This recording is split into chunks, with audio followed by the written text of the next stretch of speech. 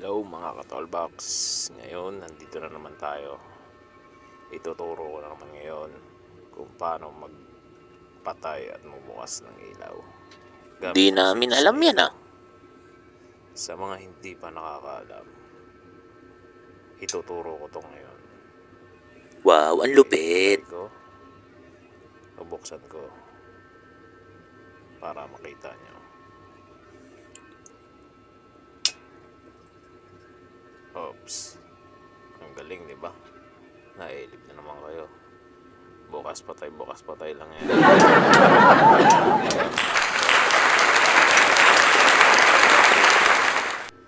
Napakagaling, hindi ba?